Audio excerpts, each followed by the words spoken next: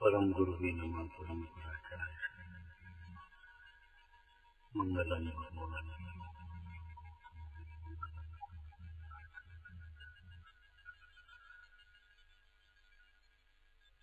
मंगलमय मंगल करण वितराग विज्ञान नमोताय आते भैया रविताज महान परम पुरुष निरस्त को साध भैया।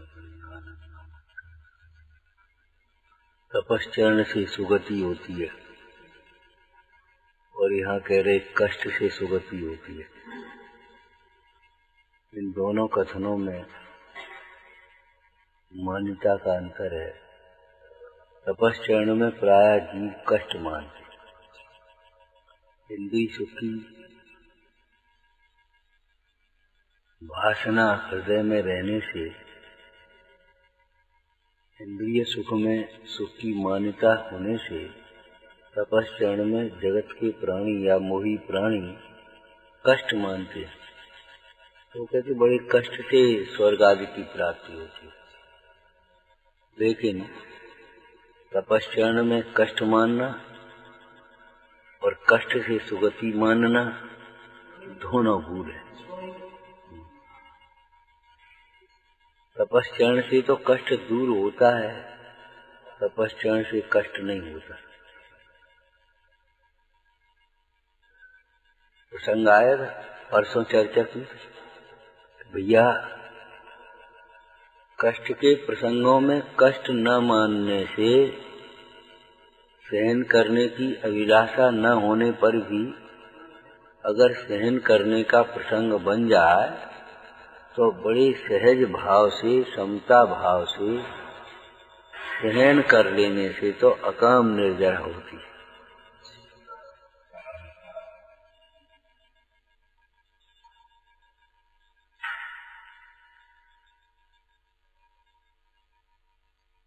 इसलिए इस अभिप्राय सहित भी, कौन से अभिप्राय सहित? तपश्चरण क्या नाम, कष्ट से सुगति होती है।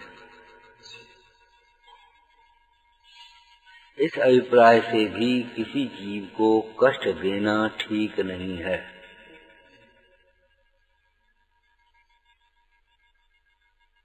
एक चर्चा और करके अंतमति सोगति, अंतमति सोगति अलग आगे के छंद में इसका थोड़ा सा आया, लेकिन समझ लो अंतमति सोगति, जैसी गति होनी होती है वैसी अंत में मति हो जाती है, और जैसी अंत में मति हो जाती है वैसी फिर गति हो जाती है। इसका अर्थ भी परिणाम सुधारने का उपाय कराना, परिणाम सुधारने का उपाय करना, ऐसा ही समझना चाहिए। मतलब अपने परिणामों की निर्मलता की ओर लक्ष्य रखो।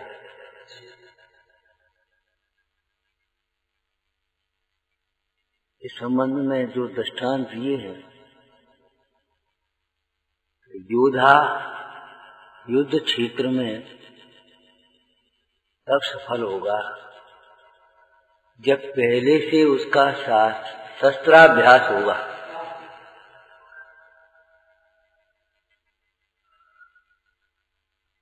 ट्रेनिंग पहले से दी जाती, अभ्यास पहले से कराया जाता, तब वो युद्ध में सफल हो पाते। ऐसे ही जो जीवन में तत्व का अभ्यास करते हैं, शास्त्राभ्यास करते हैं। तीसरा बोलो,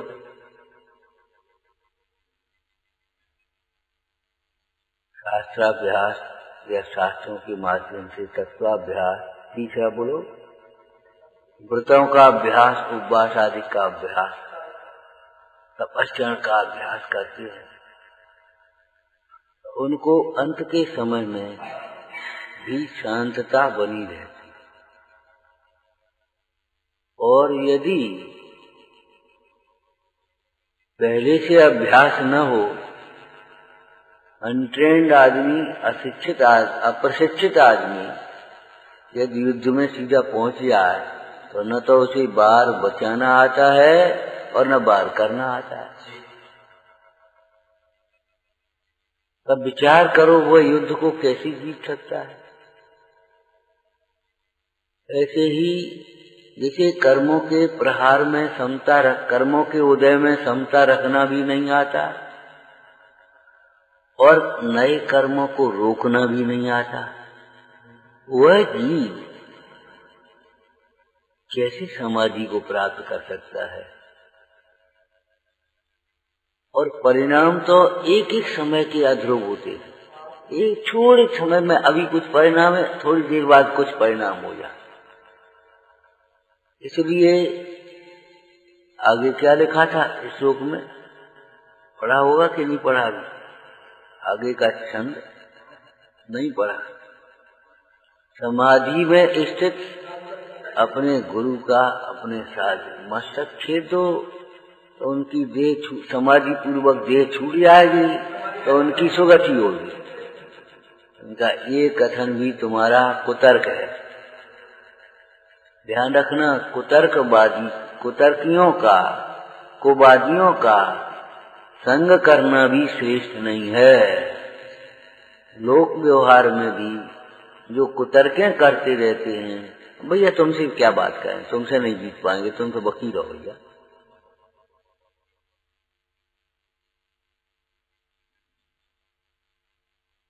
वे हमेशा कुतर्क करके अपना पक्ष पोषण करेंगे, समझने की चेष्टा ही नहीं करेंगे। तो ये कुतर्क है, असंगत प्रवर्तन, जिसको प्रारंभ में कहा आगम सम्मत नहीं है, आगम सम्मत नहीं है और न स्वानुभव से समझ में आने वाली चीज। तो विचार करो कि समाधि में स्थित जीव के परिणाम कभी कभी तो आपने देखा होगा, 4 गतियों का वर्णन चल रहा हो और स्वर्ग के विमानों का वर्णन सुनकर के उसे निदान बंदी हो जाए। ऐसे भी प्रसंग पड़े हैं। स्वर्ग के विमानों का वर्णन सुनते सुनते उसे अरे मेरी तपस्या का यही फल हो। अब देखो, मुनिराज वशिष्ठ आदि मासोपवासी थे। कंस के प्रसंग में आया ना, कंस का जीव था मासोपवासी, 1-1 महीने के उपवास करने वाले। और अंत में क्या हो गया बताओ? उन्होंने कहा ये राजा न आहार देता है और न देने देता है। तो उसको क्रोध आ गया, मेरे तपस्या का फल हो तो मैं इसके बैठ लूं, बदला दूं, और कंस का जीव जाकर के बन गया। ऐसी श्रेणी में कुणिक का बने। दीवान मुंडाज को अचानक क्रोध आ गया।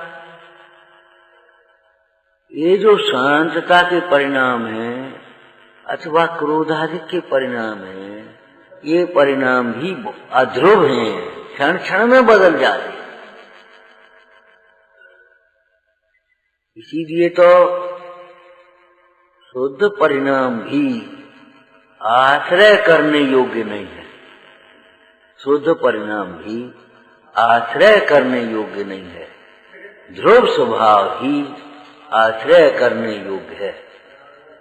ध्रुव स्वभाव के आश्रय से शुद्ध परिणाम होते हैं, टिकते हैं, बढ़ते हैं और निरंतर बढ़ते हैं, छायक हो जाते हैं।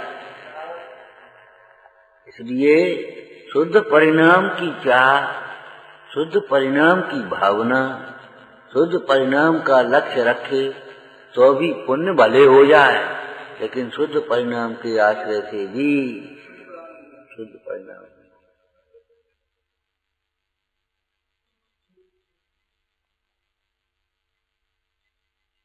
आश्रय करने योग्य संबर भी नहीं है, निजरा भी नहीं है, मोक्ष भी नहीं है। मोक्ष की वांछा भी मोक्ष में बाधक है, ये कहा।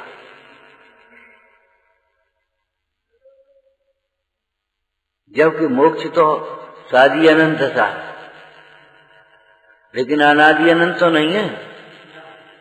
एक बात, दूसरी ओर विचार करो तो मोक्ष दशा जब है ही नहीं तो आश्रय क्या करोगे? है ही नहीं अभी। और तुम कहो भगवान की, हम महावीर स्वामी की मोक्ष दशा का आश्रय करेंगे, तो वो तो उनकी दशा का आश्रय करने से तुम्हें मोक्ष दशा कैसे आएगी? एक दृष्टांत दिया था, इस समय याद हो तो कभी। पुत्र के आश्रय से पुत्र की प्राप्ति नहीं होती, पुत्र के आश्रय से पुत्र की प्राप्ति नहीं होती। पुत्र की चिंता में, पुत्र की वांछा में, आज की भाषा में टेंशन में बड़ी बीमारी हो रही। पुत्र की वांछा में, टेंशन में यदि पति की उपेक्षा करे तो कभी पुत्र की प्राप्ति नहीं होगी। ऐसे मोक्ष दशा की अभिलाषा करते हुए भी अगर आत्मा की उपेक्षा करेगा तो कभी मोक्ष नहीं होगा। यदि पुत्र की अभिलाषा है तो भाई बिल्कुल सहज भाव से पति में समर्पित हो जा, विलीन हो जा, पति को सौंप दे अब स्वयं को। वो तो होना होगा, योग्यता होगी तो हो जाएगा। ऐसे आत्मा में जो समर्पित हो जाता है वह परिणाम स्वयं मुक्त दशा।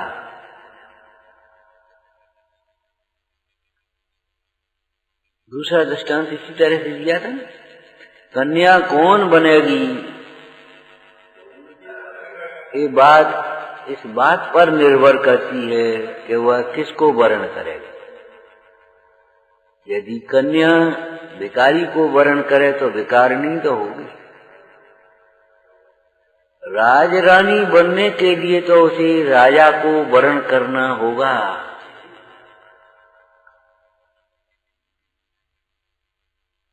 भिखारी को वर्ण करे और रानी बनना चाहे तो कैसे बनेगी?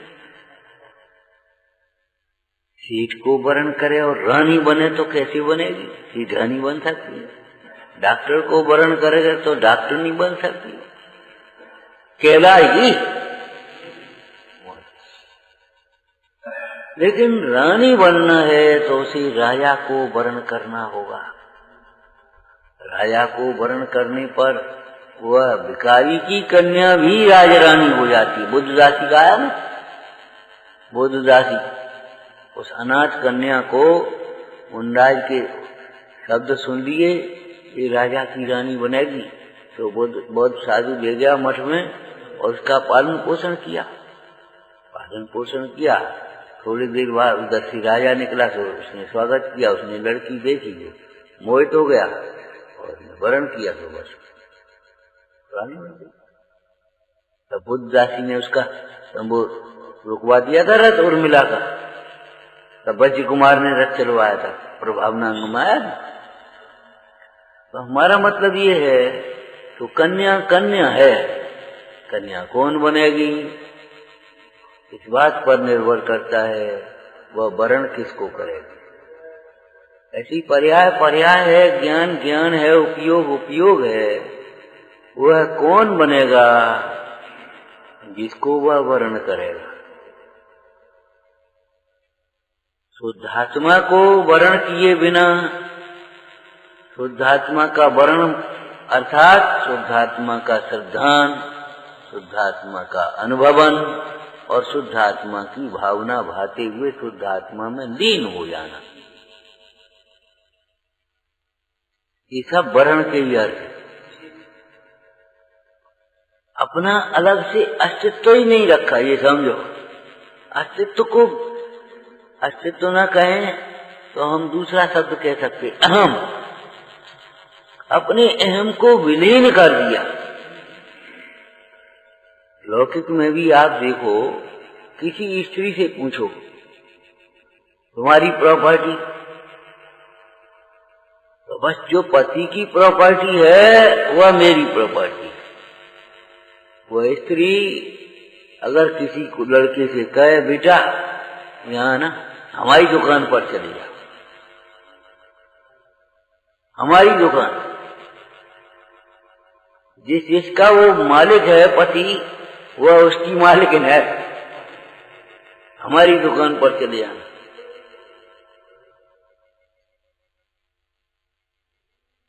कहाँ है कि बाजार में।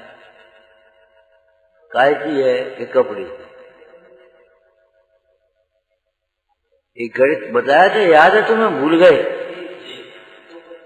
हाँ, 2 पुत्र हैं तो बताओ पति के कितने? कह 2। और पत्नी के कितने? कह 2। और कुल कितने? भारी वाला गणित।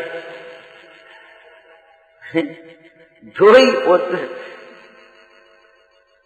2 मकान पति के, 2 ही मकान पत्नी के, और कुल मकान 2, 4 नहीं है। ये भारतीय संस्कृति है जिसका विश्व में कोई जोड़ नहीं है। भारतीय संस्कृति है, ये अलौकिक गणित है। क्यों? उसने अपना अलग से अस्तित्व रखा ही नहीं है, अहंकार।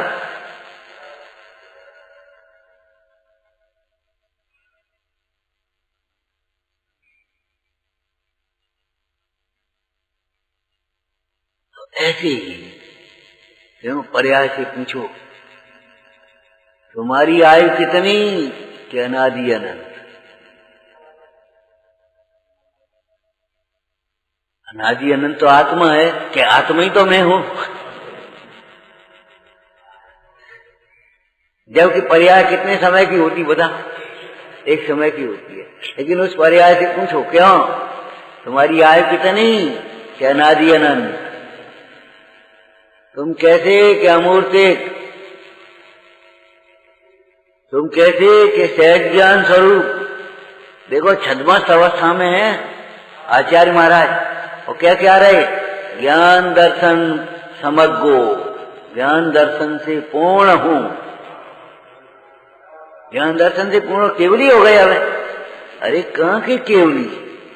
केवली की बात बाद की है, वो पर्यायगत ज्ञान की पूर्णता, केवल ज्ञान की, हम उसको लक्ष्य करके नहीं कह रहे। हम तो सहज ज्ञान स्वरूप जो सदा पूर्ण है। मैं एक शुद्ध ज्ञान दर्शन, तो सदा रूपी, सदा ज्ञान दर्शन पूर्ण, ये कह रहे। अभी भी पूर्ण, पूर्ण, अधूरा नहीं। तुम्हारी कितनी शक्ति? कि अनंत शक्ति। अनंत शक्तियां तो आत्मा में होती, क्या वही तो मैं हूं।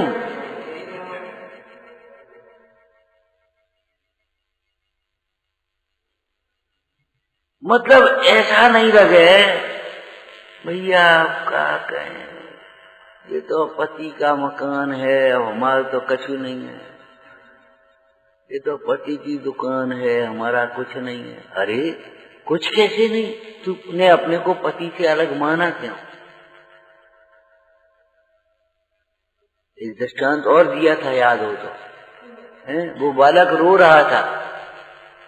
उस बाबा जी ने पूछा क्यों बेटा रो क्यों रहे हो? क्या कहूं बाबा जी, मेरी माँ तो मर गई, सौतेली माँ है, और वो मुझसे काम लेती है, मुझे मारती है, खाना नहीं देती। बेटा जब तू ये समझता है मेरी सौतेली माँ है, तो वो अगर समझे सौतेला पुत्र है, तो उसमें अन्याय क्या है?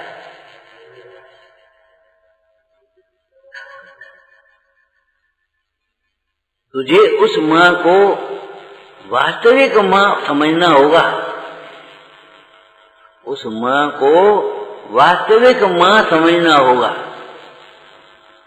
ये भेद तेरे भीतर जो सौतेली माँ और मेरी माँ मर गई, तो वो भेद मिटाना पड़ेगा।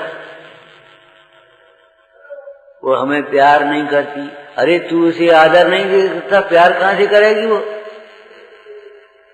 अरे सोचो जरा, उसने डांट दिया है, तो तेरी माँ होती तो भी तो डांटती गलती के लिए। गलती के लिए डांटती है कि सही में भी डांटती है, ये बताओ पहले। तो गलती में डांटने से तुमने फिर सोच लिया ये तो सौतेली माँ है, सो डांट दिया।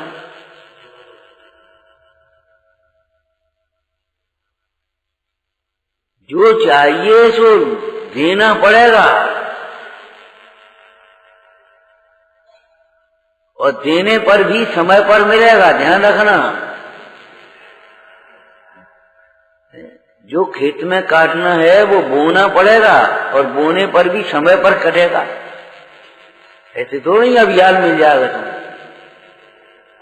लेकिन तुम तो विश्वास के साथ हैं, जो तुम्हारे पास 4 दिन खाने लायक अनाज है उसको पटक दो खेत में, विश्वास के साथ। इसे 4 दिन तो कट जाते, अब इनको मट्टी में मिलाने से क्या फायदा? अरे फायदा क्या, विश्वास के साथ पटको। और वे पटकने के बाद फिर सिंचाई गुड़ाई जो कुछ भी है उसका प्रक्रिया कर, समय पर आपको मिलेंगे, समय पर।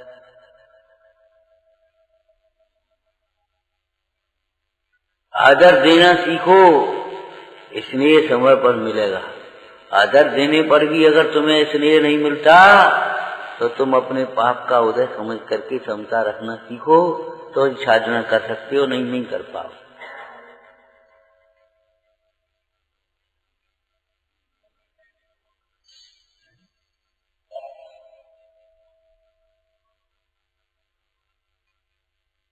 आदर करने के बाद भी अगर तुम्हें नहीं मिलता, उद्यम करने पर भी अगर तुम्हारे कार्य की सिद्धि नहीं होती, योग्य उद्यम करने पर, ध्यान रखना, योग्य उद्यम करने पर भी अगर कार्य की सिद्धि नहीं होती तो तुम्हें कर्मोदय विचार करके क्षमता रखना चाहिए। बिना उद्यम के कार्य सिद्धि कैसे चाहते हो तुम? संस्कृत में है, नीति में है, अब वो अर्थ उतना ही है, उसको अर्थ आपको भीतर खींचना पड़ेगा। उद्यमेन सिद्ध्यन्ति कार्याणि न मनोरथे। केवल चाहने से नहीं, उद्यम करने से। परंतु सर्वथा मत देना, उद्यम के साथ 5 समवाय आएंगे कि नहीं आएंगे ये बताओ। उद्यम करने पर भी, अब इसको पूरा अर्थ कैसे करोगे? उद्यम न करने पर तो कार्य की सिद्धि नहीं ही होती, उद्यम करने पर भी, योग्य उद्यम करने पर भी समय पर कार्य सिद्धि होती है। विपरीत उद्यम या बाहरी उद्यम नहीं, जैसे धन कमाने का उद्यम करे, अपनी अकल लगा करके, क्या व्यापार कर रहे हो, हम मजदूरी कर रहे हैं, हम नौकरी कर रहे हैं। अरे भैया, व्यापार धन का उद्यम पुण्य है।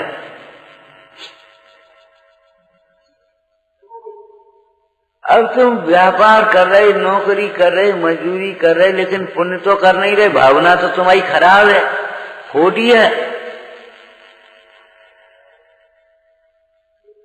अब तुम कहते हो नहीं मिल रहे, अरे मिले कहां से? धन का उद्यम पुण्य है, पुण्य का उद्यम भगवंतों की भक्ति है। अब वो वहां तो करे नहीं उद्यम, तो भजनकार क्या लिखते थे? झूठा उद्यम लोग करते हैं, या मैं निश्चिन घाटी।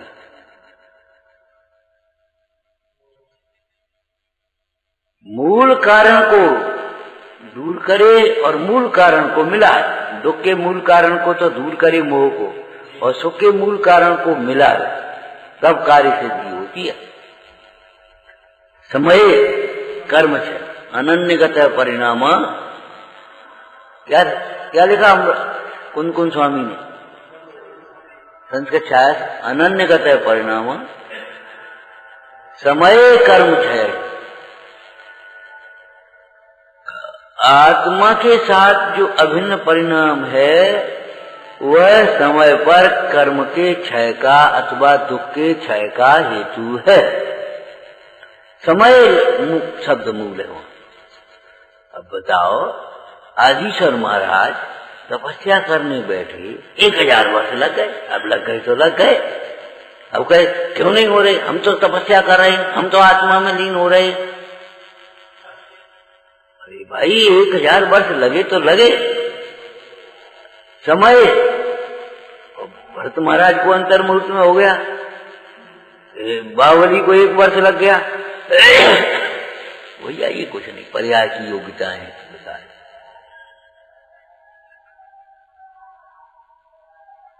और देखो यहाँ अगर कोई विकल्प करे 1000 वर्ष तक, भैया ये तो बहुत लंबा टाइम है, तो तुमने आत्मा को समझा कहाँ?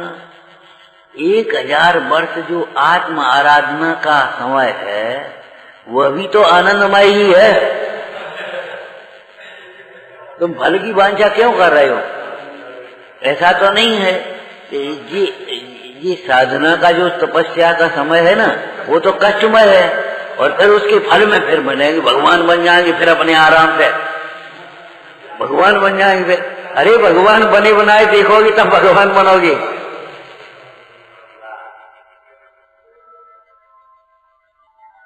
स्वरूप की आराधना,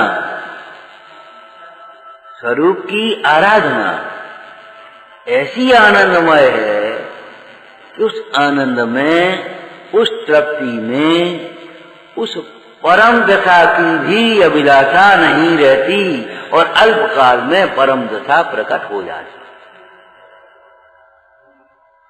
परम दशा की अभिलाषा हो तो फिर आराधना ही का बात की रही, फिर तो उस दशा की ओर देख रहा है ना। वो दृष्टांत तुमने सुना है? देखो भैया, पंडित जी प्रवचन कर रहे थे, दान की ऐसी महिमा है, एक सुई भी दान करे तो स्वर्ग में जाता है, विमान ले करके देवता आते हैं उसे लेने के लिए। वैष्णवों की कथाएं, उन्हीं देवता विमान दे करके उसे दानी को सुई के बराबर भी दान कर दे तो उसको देवता लेने आते विमान के लिए। तो बस उसने उठा और एक सुई किसी को दे दी, बोलिए आप ऐसे देख रहा हो, आओगे नहीं आओ? पंडित जी से कहता, पंडित जी आप कह रहे थे कल हमने तो सुई दान करी, कहाँ आया थे? कि दान करी तो तुमने फिर उधर कैसे देखो? अरे खरीदा थोड़ी आता, तूने फल की अभिलाषा करी, निष्काम भाव से दान हुआ।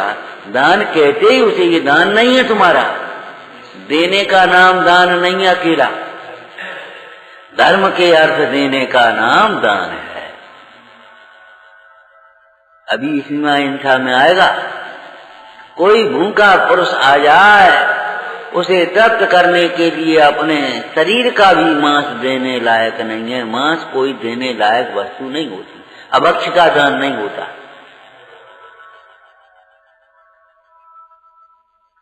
अभक्ष का दान नहीं होता, अभक्ष का तो त्याग होता है। अभक्ष तो न खाने लायक है और न खिलाने लायक, न अनुमोदना लायक। भक्ष्य है वही खाओ और वही खिलाओ, क्या आहार दान के नाम पर हो, क्या औषधि दान के नाम पर हो, क्या अभय दान के नाम पर हो, क्या करुणा दान के नाम पर। किसी के दान शब्द नहीं आएगा अगर अवश्य होगा तो।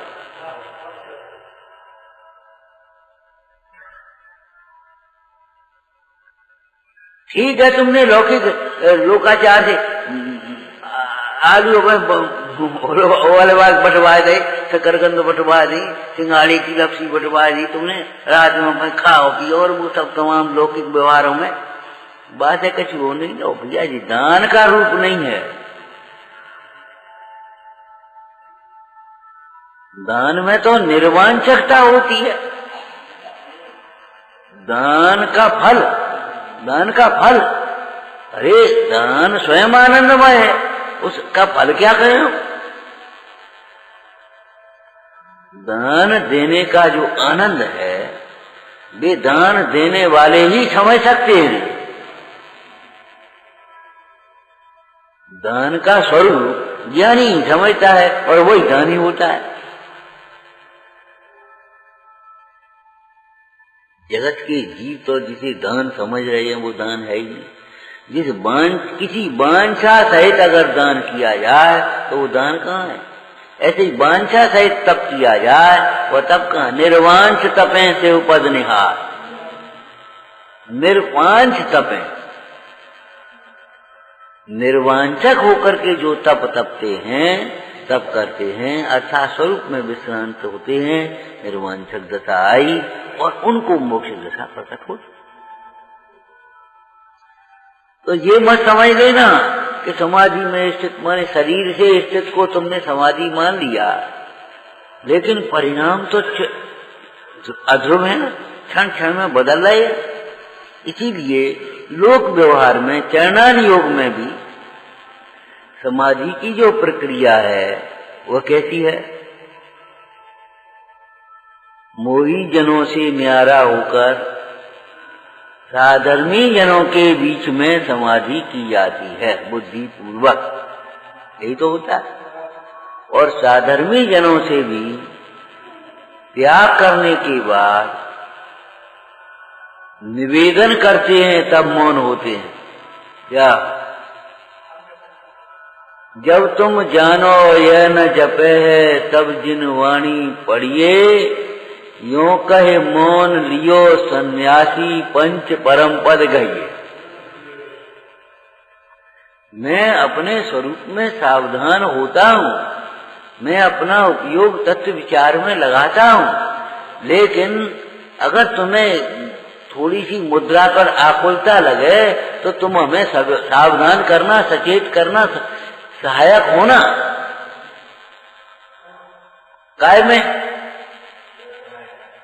काय में परिणाम की स्थिरता में स्थितिकरण माने स्थित करना, काय में जिससे दिख रहा हो उसी में, रत्नत्रय मार्ग में स्थित करना, शुद्ध आत्मा में स्थित करना। तो यहाँ अहिंसा के दो रूप और बता दिए कि कुछ लोग तो ऐसा मान लेते हैं कि सुख की प्राप्ति कष्ट से होती है, तो ये समझ लेना कष्ट तो आर्थ ध्यान है, उससे आगामी सुख की प्राप्ति भी नहीं होती।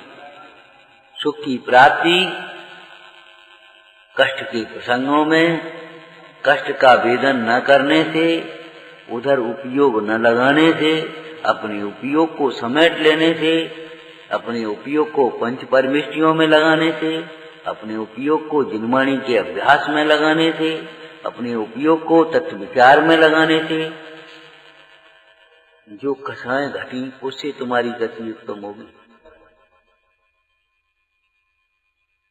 ये व्यवहार न है और पर से उपयोग हट करके स्वरूप में लग जाए तो परम समाधि है। कष्ट से का अर्थ कष्ट के वेदन करने से। कष्ट का वेदन करना 4 प्रकार के ध्यान में 8 ध्यान कहा है। कष्ट का वेदन करना वो तो 8 ध्यान है। 8 ध्यान से भला कैसे हो यार? पंडित टोटरमल जी ने लिखा ना, अगर कष्ट सहने से ही निर्जरा होती हो तो त्रियंचादि कितने कष्ट सहते हैं, उनकी सबकी निर्जरा हो या भी सब तर जाए। देह से भिन्न आत्मा की दृष्टि होने पर दृष्टि बदल गई, देखने का विकल्प बदल गया। जगत जिसको कष्ट कहता है, ज्ञानी उसे कष्ट मानता ही नहीं, और जिसे ज्ञानी जिसे कष्ट मानता है उसे जगत कष्ट मानता ही नहीं। ज्ञानी अज्ञानी जिसे सुख मानते हैं, ज्ञानी उसे कष्ट मानते हैं। ये समझ लो। सुदर्शन उसमें क्या नाम, तत्व ज्ञान तरंगणी माया, रमणीक भोगों के स्मरण मात्र से जिसे कष्ट लगता है, रमणीक भोगों का स्मरण आने मात्र से जिसे कष्ट लगता है, हरे रे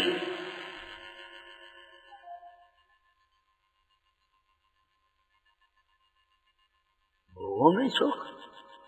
ज्ञानी सुख मान रहे हैं, ज्ञानी वहां कष्ट मान रहा है, और धर्म ध्यान में ज्ञानी तपस्या आदि में कष्ट सुख मान रहे हैं और वहां कष्ट मान रहा है। ये दृष्टि का आधा गिलास भरा आधा गिलास खाली, दृष्टि का ही तो खेल है और है क्या। तुम शरीर की ओर से देखते हो, हम आत्मा की ओर से देखते हैं। तुम शरीर की ओर से देख रहे हो, हम आत्मा की ओर से देख रहे हैं। तुम्हारी दृष्टि में जो सब कुछ है शरीर, वह हमारी दृष्टि में कुछ भी नहीं है, भिन्न तत्व है। और जो आत्मा तुम्हारी दृष्टि में तुम्हें कहाँ है कहाँ दिखाई देता है, जिस आत्मा को तुम देखते ही नहीं हो, जिस आत्मा से तुम बिल्कुल अनजान बने हो, वह आत्मा हमारा सर्वस्व हमें प्रति समय दिखाई देता है।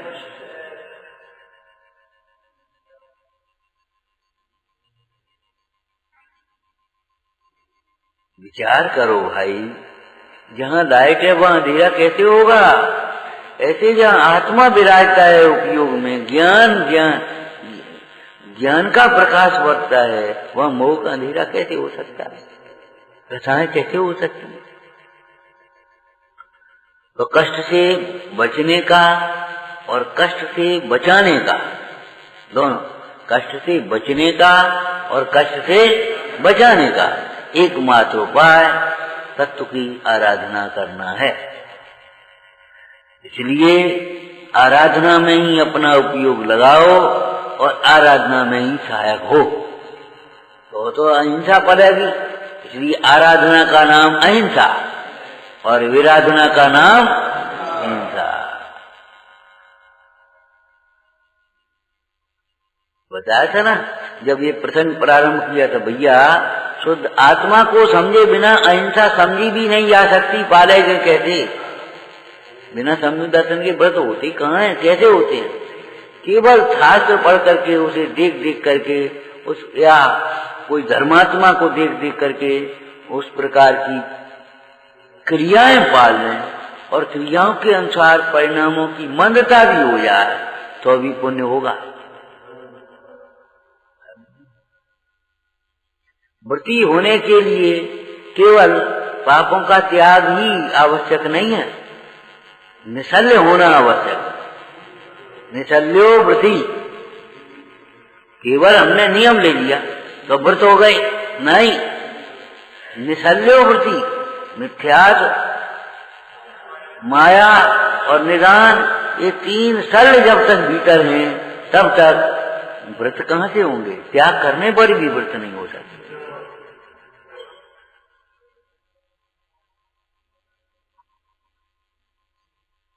ये पक्ष बहुत जरूरी है समझना भाई। इस ज्ञान पक्ष के बिना क्रिया का पक्ष नहीं छूटेगा। क्रिया का पक्ष लेकर के ज्ञान पक्ष को उड़ाओगे तो नहीं काम बनेगा। अरे पश्चात्क्रांत होकर के दोनों पक्षों का यथार्थ स्वरूप समझो।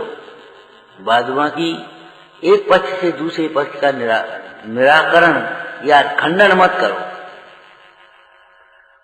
आत्मा के समझे बिना अहिंसा कहाँ से आएगी ये बता? लौकिक में भी नहीं आएगी। अगर जीव को जीव समझोगे तो तुम्हें दया का परिणाम रहेगा, और तुम जीव को जीव ही नहीं समझोगे, अपने स्वाद में लगे हो तो जीव का तो घात होगा। अपने स्वाद में, स्वार्थ में, विषयों में लगे रहोगे तो आप जीवों का घात करते रहोगे, हमें कुछ मतलब नहीं। और जीव को जीव समझोगे तो आपको कभी निर्दयता का परिणाम आ ही नहीं सकता। जैसे अपने प्राण जैसे इनके प्राण, जैसे अपना स्वाभिमान है ऐसे इनका स्वाभिमान है, जैसे इनका हित है ऐसे हमारा हित है। दया दे गई है। बाकी आ जाए आपको, बस अंतिम बात बोलो। अपने को सिद्ध समान अनुभवने से परमार्थ सजता है, और सब जीवों को अपने समान समझने से व्यवहार करता है। जो जीव सब जीवों को अपने समान नहीं देखता, सर्वथा नहीं, द्रव्य दृष्टि से, और फिर पर्याय का यथार्थ ज्ञान जब द्रव्य दृष्टि होगी तब पर्याय का यथार्थ ज्ञान होता है, और यथार्थ ज्ञान होता है तो फिर यथायोग्य व्यवहार होता है। बताओ उसका खुलासा करो। जो जीव सब जीवों को द्रव्य दृष्टि से सिद्ध समान या अपने समान समझता है, उस जीव को अपरिहार में जो दुख में पड़ा हुआ है उसके प्रति करुणा भाव होता है। पर्याय में जिसके आत्मा की आराधना विशेष बढ़ती है ज्ञान विशेष है, दर्शन विशेष है, चारित्र विशेष है, तो उसके प्रति प्रमोद भाव आता है। पर्याय में जो अपने आत्मा को भूल करके दुखी हो रहा है और पर को दुख का कारण मान रहा है और फिर वैर विरोध में पड़ा है, विपरीत प्रवृत्तियां करता है, उसके प्रति भी माध्यस्थ भाव, उसके प्रति भी माध्यस्थ भाव होता है। सबको अपने समान समझता है, लेकिन पर को अपने समान समझने से कहीं व्यवहार का लोप नहीं होता, व्यवहार सुधर जाता है। नीति में आपने पढ़ा होगा, मातृवत पर दारेषु पर धनम लोष्टवत आत्मवत सर्वभूतेषु यो जाना सपन्नत। मातृवत पर दारेषु पर धनम लोष्टवत आत्मवत सर्वभूतेषु यो जाना सपन्नत। अब विचारना, इसका अनर्थ करो तो कितनी जल्दी अनर्थ हो जाए।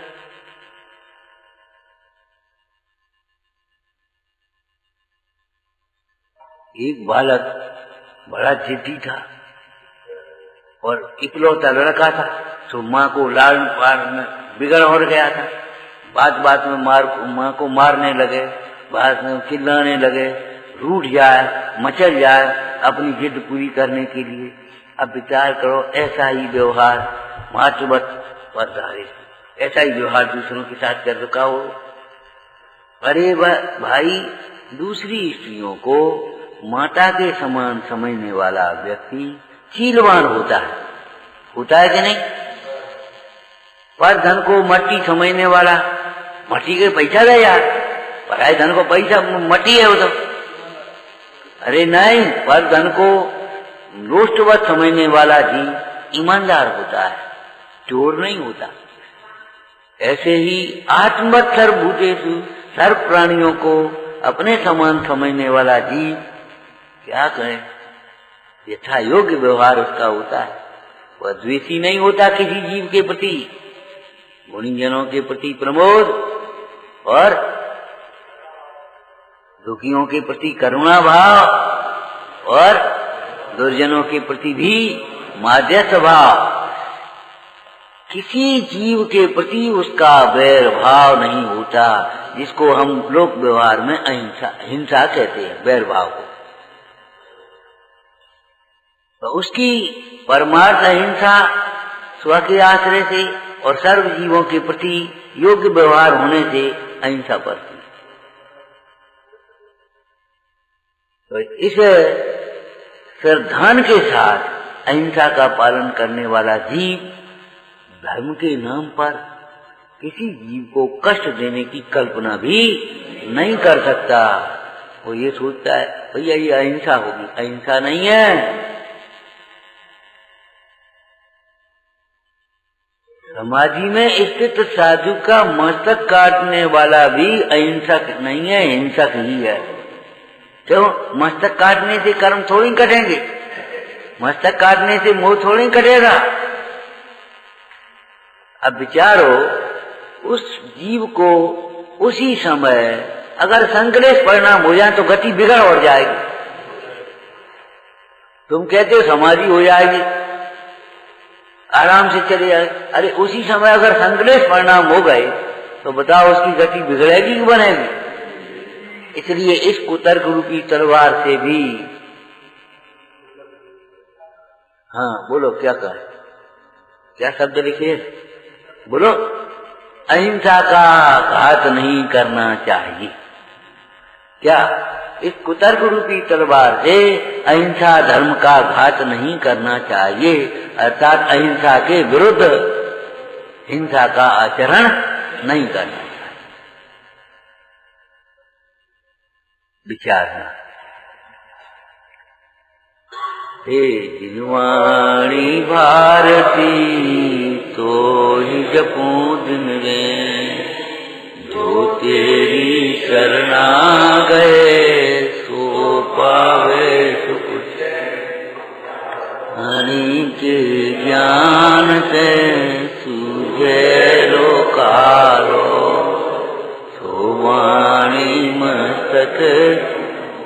सदा जीत हूँ धो।